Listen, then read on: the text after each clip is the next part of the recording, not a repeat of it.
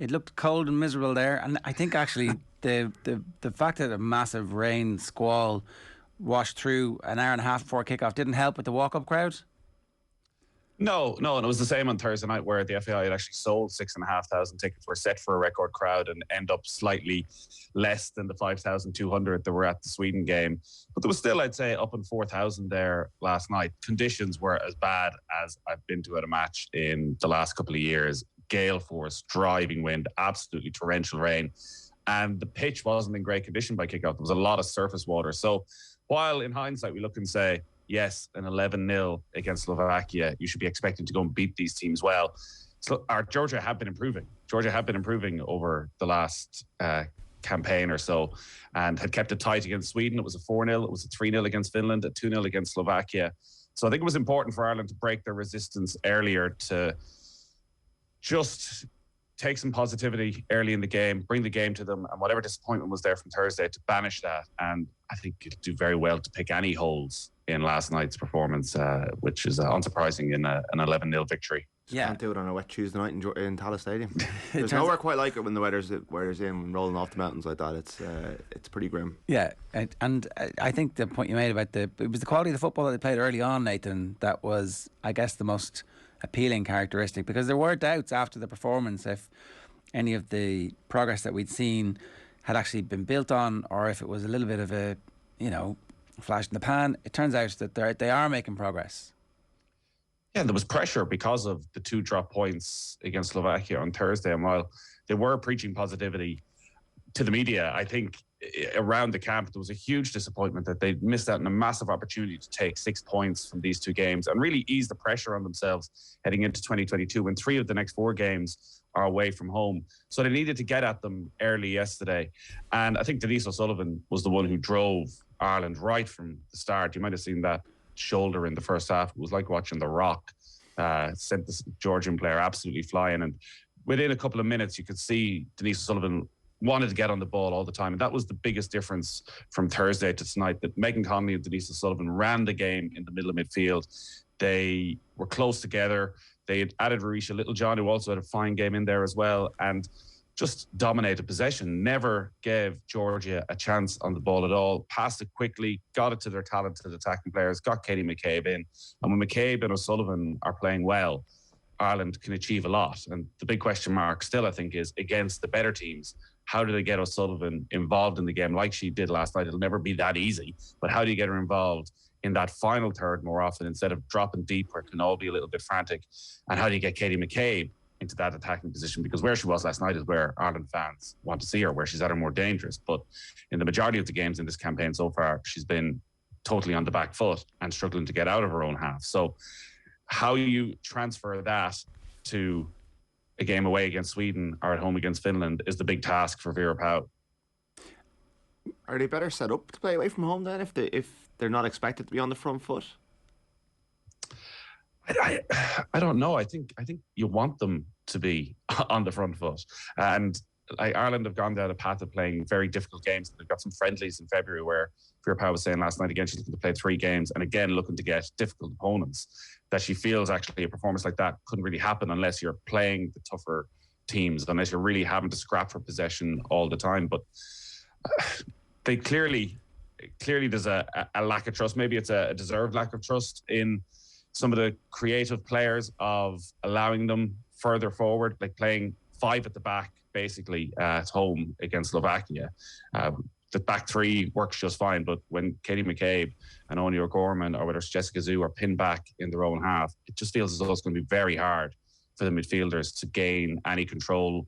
We saw Heather Payne, who wasn't there last night, basically playing that sort of traditional Irish striker's role of, being busy and covering every blade of grass without ever really getting a touch in around the opposition penalty area. So I think the next stage is for them to have some more control. Like Sweden away is as tough a game as you can find. The second best team in the world. They're going to dominate possession. But when you get a chance to get on it, having enough players in the right positions to do it, which I just don't think they've really had in this campaign so far. And it's probably one of the reasons I think that there's been a bit of pressure mounting, because a lot more people are taking interest in the team. A lot more people are going to Tallaght to watch them, and then they're watching it and thinking, actually, is this what we want or what we expect?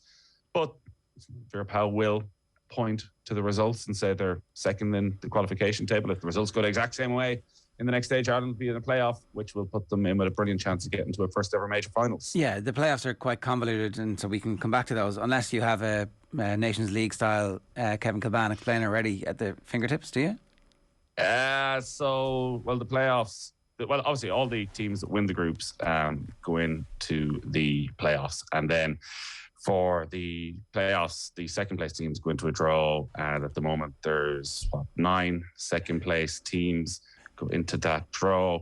All the teams who win qualify. All the teams who win qualify. All the teams that win qualify, and there's going to be 2 rounds in the playoff as well. And you want to be one of the best playoff teams, basically, to make life that little bit easier for yourself. So that's why even that Slovakia game is a disappointment if you finish second in the group. Goal difference probably shouldn't be relevant. I know Ireland racked up a big goal difference last night. Probably shouldn't be relevant, really, because it'll be your head-to-head, more than likely, against Finland that would take precedence. Okay. Our next competitive game is in Sweden in April. And then after that, the next game is in Georgia in June. And there's another game in September then away to Finland. And we finished with that double header is in September away to Finland and Slovakia at home. Sorry, away to Finland and the other way around, yeah. Exactly, yeah. Finland at home and Slovakia away. These friendlies are actually going to end up being quite important then. When you're talking about the style of play at the moment, did we play 3 at the back last night, but it just ended up being a 3-5-2 because we were in possession of the ball the whole time? Like, is the 3 at the back, that's what we're going to do, and it's going to try and be adaptable to whatever challenge we face? Yeah, I think if you were ever to change away from a 3-5-2, last night was the time to do it. It was more a 3-4-2-1 probably last night, where Lucy Quinn and Denise Sullivan were pushed right up behind Ciara Carusa. And the difference between a 3-5-2 and a 5-3-2 is probably pretty seismic for a team, in that because Katie McCabe is Ireland's outstanding player, that's the difference between her playing as a left back and playing as a left winger. And her playing as a left winger gives Ireland a creative outlet out there that's as good as any team in the world. Whereas if she's stuck inside her own half, yes, it's great to have that defensive solidity, and Ireland have an incredible amount of experience in the back. I think that is the key, that actually it needs to be more of a 3-5-2. I think last night she brought in Diane Caldwell on the left-hand side in place of Savannah McCarthy, probably knowing that the pace of Savannah McCarthy wasn't going to be needed as much if Katie McCabe did roam forward down the left-hand side, because Georgia played 1 up front. I don't think had a single shot on target, maybe 1 in the entire game, but never were going to put any great pressure. So McCabe and Zoo could do what they wanted. They never had to help out in the defence at all. But Vera Pauw is incredibly set in her ways. She knows exactly what she wants to do. She isn't for turning. I don't think she takes much heed of any criticism about style of play or anything like that. In one ways, it feels as though it's a little bit reminiscent at times of Trapattoni, that she will look at the players and the quality of the players and point out that they're not at the level of a Sweden or a Netherlands and the best teams in the world, and that this is a system that gets the very best out of them. And it's not about style. It's not about attractive football. It's about qualification. And it's a conversation we're well used to in this country about football. Can we have both? Can we have both? How do the players feel about that? Well, the players, when results are going all right, like in any team, seem to be buying into it. You do get the sense that there's a feeling of they know that they need to get Katie McCabe into the game more. Like, McCabe could play anywhere up the left-hand side. She could play in a more central role. And I don't think there's much room for dissent in that Republic of Ireland squad, as we've seen previously. So it'd take a brave player to speak out and say they weren't happy with the system or they weren't happy with their position, because I would imagine they wouldn't be long in that starting 11. So I think the players are doing what they're told. The results are starting to improve, and while they do, they'll all get along just okay. But if things start to fall apart in the second half of this campaign, I think the pressure from the outside will increase as to what's going on with Katie McCabe. How did they get Sullivan and McCabe linking up more often? And I think there's no doubt there must be times. There's no question that match on Thursday night, Katie McCabe must have been frustrated coming off. knowing the influence she could have and how little influence she actually did have. We saw with the equaliser that she scored, the quality that was there, but they just didn't get her into the game enough. So they need to find a way that they're not reliant on what the opposition do to get Katie McCabe in. And I do think we're going to spend the entire campaign talking about Katie McCabe and Denise Sullivan and focusing on those two players and how involved they are, because the more involved they are, the better Ireland play. The difference you talked about there between 3-5-2 and 5-3-2, how much of that is down to like winning your duels in the actual match itself? Like, how much of it is predetermined?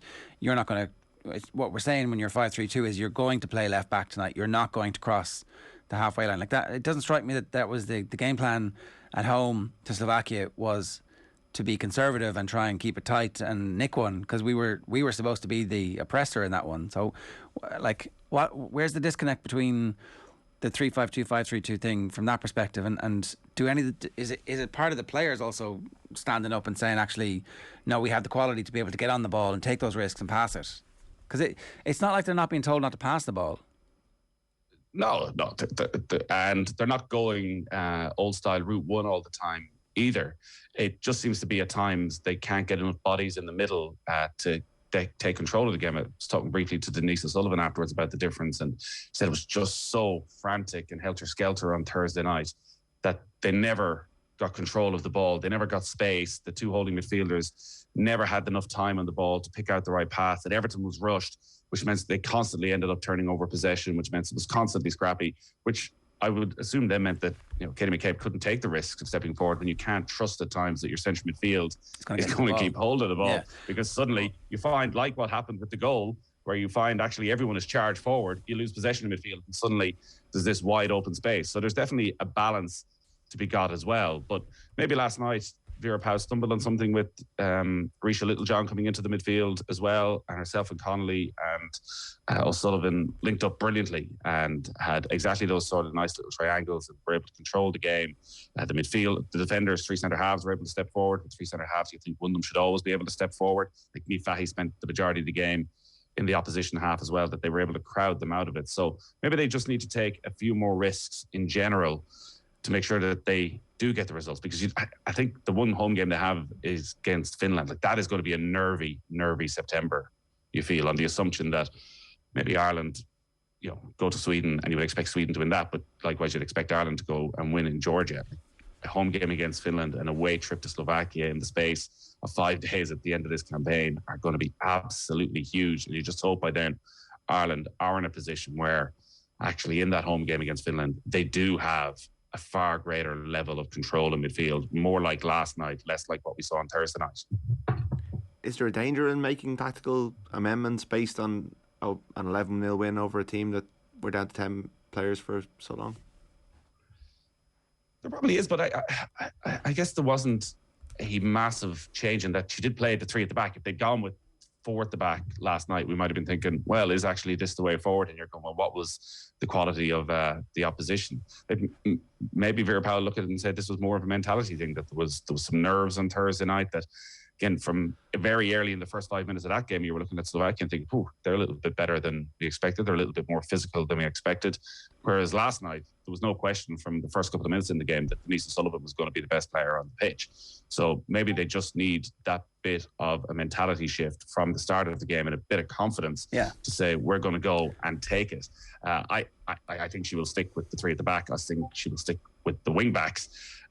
And it will just be like, is it a mentality shift? Is it figuring out as the game goes on? I just cannot see a situation where Vera Pauw is saying in any of those games to Katie McCabe, you sit yourself in the opposition half, no matter what happens. I think it'll be the exact same again of figure out how the game is going. And if she finds herself pegged back, she'll find herself pegged back. And it doesn't look as though there's going to be any change of position for Katie McCabe between now and the end of the campaign. All right, two quick things.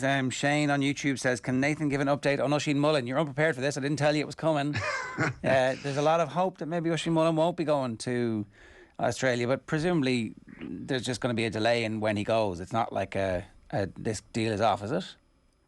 No, there's, as usual in Mayo, there's a lot of rumours swirling, and he's had his injury problems during the summer. Was there a problem with the medical? It seems to be more maybe an issue with the contract, and that the contract hadn't been fully signed, and that maybe a final agreement wasn't completely in place, and that it still hasn't been signed, and he's once again going through the fine details and maybe reconsidering his position. Right, so you're saying there's a chance? Saying there's a chance, but it has gone very quiet. And obviously the club put up that it was a done deal, but it seems from Oisin Mullin's side it's not 100% a done deal yet. Totally unconnected to this, the Sunday Business Post had a large feature on the re-emergence of Tim O'Leary at the weekend. I want to say Mayo businessman, but he's not a Mayo businessman. He's English with Mayo roots, isn't that right? He's of the world. Yeah, a world trader, an England football fan though, as we know. Well, that's, Mayo people, they spread their roots, and some of them end up as English football fans, some of them don't. But yes, he is of Mayo. And he has re-emerged, you say? He's coming back, isn't he? He's making a comeback. I don't know about that. Well, that was certainly. I don't know about that. There's changes afoot at the top of Mayo. There's obviously going to be a new county board chairperson, so maybe with all that happening, there may be an opportunity for Tim O'Leary to step back in. Certainly makes life a bit more interesting. Something we should look at, and for the next couple of days, is a sort of Father Ted style and now to the liars segment about all the various different county board reports that come out. Careful now. Careful now. They are. I'm not talking about the county board chairman. I'm just wondering. I think it's incredible how they are sort of given this pulpit where they can come out and basically express their views in every part of the game. I think they make incredibly interesting reading. We might do a highlights section of them in the next week when they're all in. So they're Father Ted doing the now to the liars bit. They're the exactly. Okay, grand. Yeah, exactly. Just so the lawyers who are like, oh. It's the quietest time of the season as well, so they always get so much space. It's like There's amazing. nothing else going on in the GA world apart from I think was it Mayo's turn? Or maybe the papers today talking about with John Small incident again, didn't they? Like, let's revisit this. Was it 5 months on? We definitely need to bring all that stuff back out. Because let's face it, there's nothing else to talk about. And then the other thing is Rafa Benitez returning to. It's obviously at Goodison tonight, but it's his first proper Premier League derby where he's going to be in the dugout for Everton against Liverpool. Will the Liverpool fans chant his name? Yes, they will, because things aren't going so well for Everton at the moment. Yeah, I think they'll make the most of this opportunity to tell Rafa Benitez he'll always have their love as he maybe comes to the end of his time at Everton. What are the odds on a Rafa's at the wheel, Rafa's at the wheel chant going up at some point? Is the at the wheel line the most annoying in football right now? No, it was great. At the end of it's right up there. At the end of the Solskjaer thing, it was that song, the way it was sung by the visiting fans or the away fans, or the home fans, depending on who Man United were playing every week. That was brilliant. That was the absence of fans in stadiums last year and the fake crowd noise. You never got the abuse of the opposition manager, which was the thing that tilted everything off. It was like, everybody's taking the piss out of us. Well, it meant you could just move on from a 7-1 or whatever the Liverpool Aston Villa score was, and it just was. Yeah. It just meant you could park it. Yeah. There was no aftermath. There was no scenes. And there's no build up. Week after week after week, the slow, steady decline, and then the car crash that was. Ollie's at the wheel. Ollie's at the wheel. It was brilliant. I thought so. Yes, it's annoying when you see everybody saying it and taking the piss out of Rio Ferdinand, whatever. Like Carragher trying to steal it at the weekend was like he needs someone better on his social media team. But I think that the away fans, I would not be terribly surprised if Liverpool fans, when it's 3-0 tonight, do a cheeky little Rafa's at the wheel. At the wheel. Yeah, if they find themselves 3-0 up at Goodison Park, I'd say everything is on the table from a Liverpool supporters' point of view. They're going to win 3-0, right? Like, it will be 3-0 at some point tonight. Unless Pickford. Listen, Everton won last year, obviously, and their record in the derby is absolutely atrocious. It does feel more like a couple of seasons ago when Liverpool went to Goodison Park and scored 5 and just absolutely railroaded them. So I wouldn't be at all surprised if it was a comfortable win for Liverpool tonight.